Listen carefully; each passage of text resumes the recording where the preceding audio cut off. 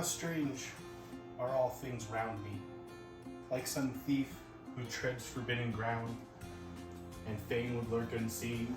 Fearful, I enter each apartment of this well-known house. Too guilty, love, as if that was too little. Already I have added breach of trust. A thief! Can I know myself, that wretched thing? Look my honest friend and injured master in the face.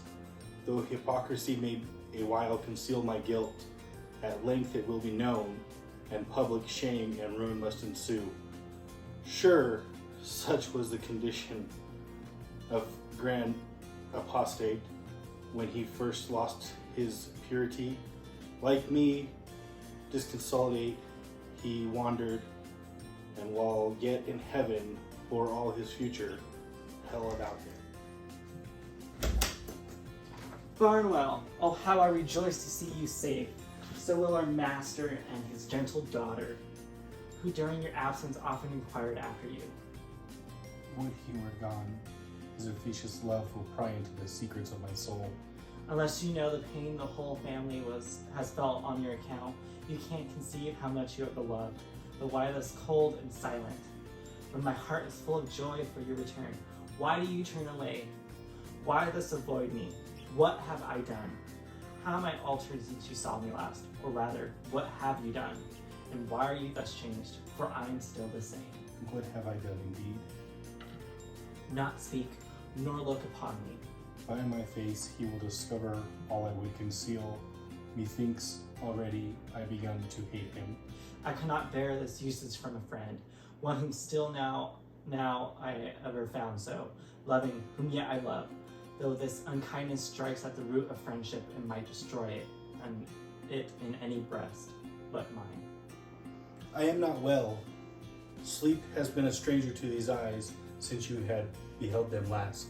Be heavy they look indeed, and swollen with tears, now they overflow. Brightly, something fatal to our peace. Your friendship engages you too far. My troubles, whate'er they are mine alone, and you have no interest in them, nor ought you concern for me. Give you a moment's plan. You speak as if you knew of a friendship nothing but the name. Before I saw your grief, I felt it. Since we parted last, I have slept no more than you, but pensive in my chamber sat alone, and spent the tedious night in wishes for your safety and return. Even now, though ignorant of the cause, you sorrow wounds me to the heart. 'Twill not always be thus. Friendship and all engagements cease, as circumstances and occasions vary, and since you once may hate me, perhaps it might be better for us both, now you love me less. Sure, but I but dream. Without a cause would Barnwell use me thus. Ungenuous and ungrateful youth, farewell. I shall endeavor to follow your advice. Yet stay, perhaps I am too rash, and angry when the cause demands compassion. Some unforeseen calamity may have befallen him, too great to bear. What part am I reduced to act?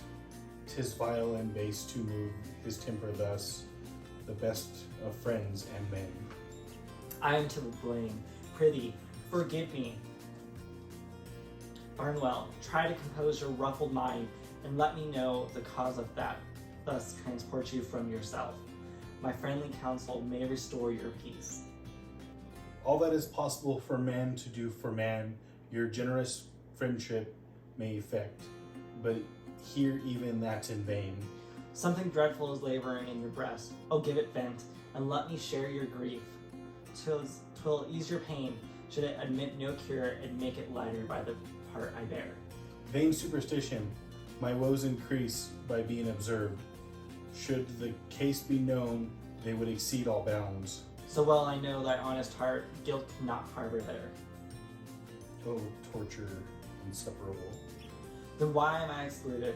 Have I thought I would conceal from you? If still you urge me on this hated subject, I'll never enter more beneath this roof, nor see your face again. 'Tis strange, but I have done. Say but you hate me not. Hate you? I am not that monster yet. Shall our friendship still continue? It's a blessing I was never worthy of, yet now must stand on terms and be upon conditions can confirm it. What are they?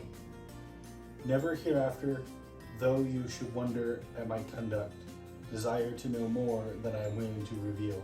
'Tis hard, but upon any condition I must be your friend. Then as much as one lost to himself can be another's, I am yours. Be ever so, and may heaven restore your peace. Will yesterday return? We have heard the glorious sun, that till then ceased to roll. Once stopped his rapid course, and once went back. The dead have risen, and parched rocks forth a liquid stream to quench a people's thirst. The sea divided and formed walls of water, while a whole nation passed into safety through a sandy blossom. Hungry lions have refused their prey, and men unhurt have walked amidst consuming flames, but never yet did time once past return. Thou, the continued chain of time, has never once been broke, nor ever will, but uninterrupted must keep on its course. To lost in eternity, it ends there, where it first begun. Yet as heaven can't repair whatever evils time can bring upon us, he who thrusts heaven ought never to despair. But business requires our attendance. Business, the youth's best preservative from ill, as idleness his worst of snares. Will you go with me? I'll take a little time to reflect on what has passed and follow you.